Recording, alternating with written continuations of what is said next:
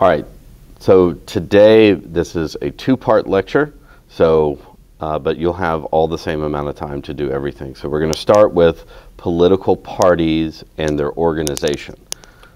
This one, there's only two very short key terms. Just remember, so a state is divided up into precincts.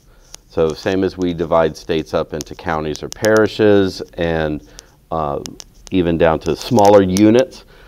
For voting, states are divided up into precincts. And then within those precincts, there are multiple polling places where people can go to actually cast their vote.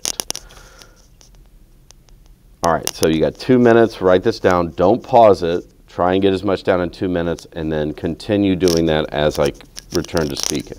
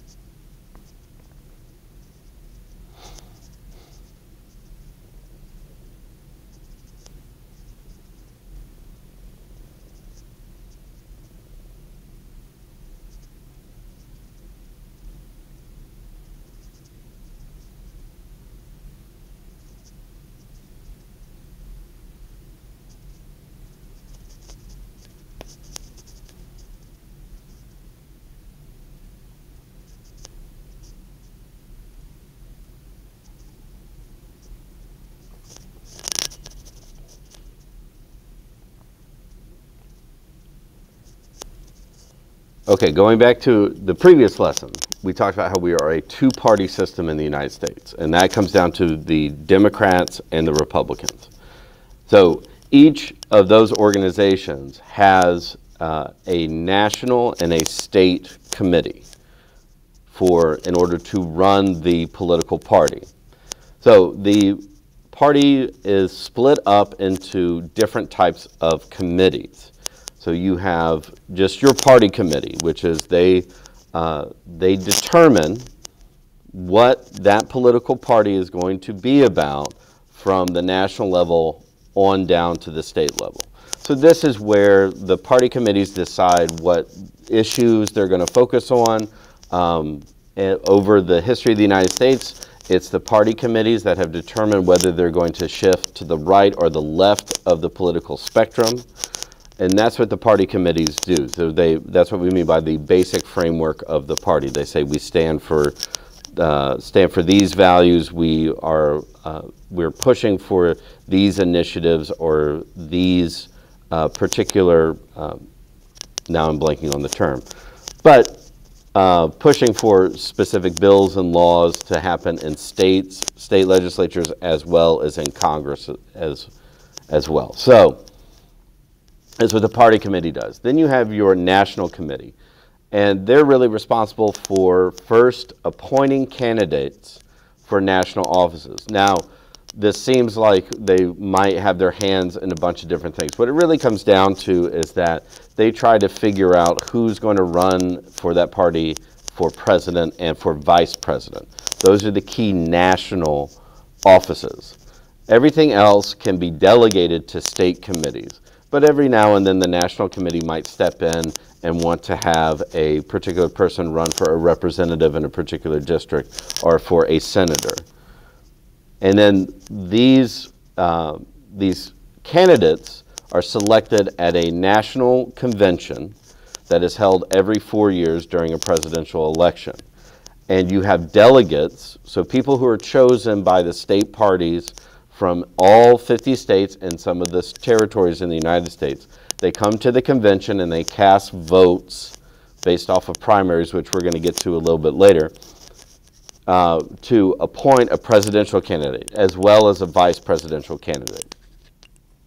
The state committees handle almost everything else at the state level. So there's a committee for each individual state, and they will select candidates to run at the local level. So this can be something as obvious as running for governor, running for U.S. Representative, running for a state representative, all the way down to who they think should run for mayor. Now, Louisiana is a little bit different, and we're going to get to that a little bit later on how that really works. But the state committees are responsible primarily for raising money for those local candidates. So they will do fundraisers on their own that they then split up the money that go out to each individual candidate, or if they have a specific candidate that they are wanting to get into a position, then they will direct funds specifically to that individual. Now, political parties too have some responsibility when it comes to the actual voting process. Now, they do not count votes. They do not administer elections. But political parties in the last couple of decades have stepped up, and they take on the responsibility of educating the people in their local areas about the voting process. So what days are the polling places open? Is there early voting? And of course, they will say through their party organization who they think people should vote for. So that's part of the education process. They also can provide transportation for those people that may not have a car on their own, or some people whose polling place is a very long distance away and there is no public transportation. Political parties can take it upon themselves to offer transportation to those polling places.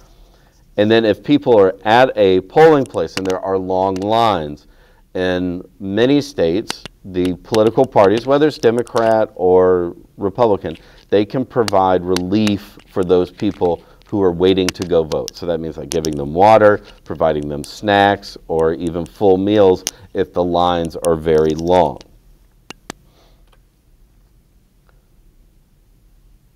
All right, you have, again, 2 minutes to get everything down as you can. There's no timer on this one, so I will let you know when the 2 minutes is up.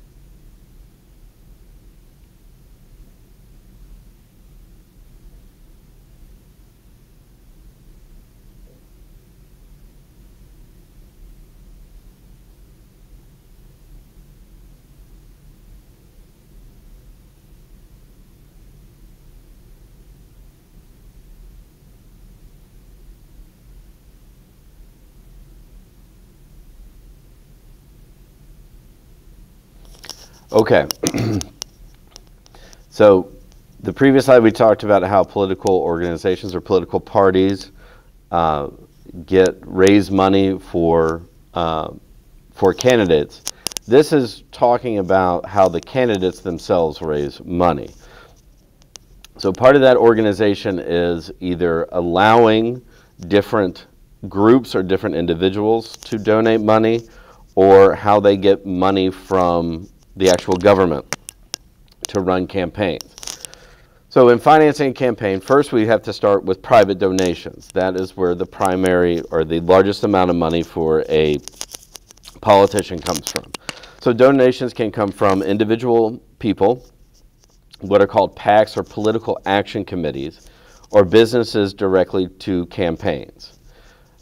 So with private donations, the individual's name or the organization's name do not have to be reported. Now, any politician has to report how much money they are getting for their campaigns, and we'll talk about that in just a second about why they have to do that. But just to clarify, so a PAC, a political action committee, is literally, it's a short-term organization that's set up to collect money, and they are typically either for a specific issue, so they would give money to politicians who are running to protect rights or who are trying to eliminate a previous law, or they are also designed, and most time you'll see it's in a negative context, in that they are created to specifically donate money to politicians who are running against another politician. So in a few months, once the presidential campaign really starts kicking off nationally, you'll start seeing commercials, whether that's on social media, on the internet, or even on streaming services that do commercials. You'll start seeing those, and they will be talking about it's if you want to prevent, say, like a nominee like Donald Trump from being reelected, or others will be specifically targeted at what President Biden has done wrong. Now, next is public money. So that is money that is provided by state and national government. So anybody who is selected as a candidate by a political party then has available funds through the federal government and through various state governments in order to run their campaign. Now, this is not a lot of money. In some cases, it might just be a few $1,000s, depending on what position you're running for. But the thing is because that is money that is provided by taxpayer dollars, every dollar, every cent has to be accounted for. And the same goes with private donations, except with private donations, the only thing that's left out is who donates the money. So you can donate money anonymously to a campaign, but that candidate still has to report how they're spending that money. Because the campaign funds, whether they're privately donated or publicly donated, can only be spent on running for political office. They cannot be used for personal use. Now, this doesn't mean that candidates and politicians don't try to use that money for personal use. But if they do, they can face heavy fines, they can face prison time, or if they have been elected, they can be expelled from office because it goes against the ethical codes of almost every single state political organization and federal political organization. So, for example, if a candidate runs for office and they raise several $100 million, and at the end of their campaign they have a few $1,000,000 left over, they can't go out and buy themselves a brand new car.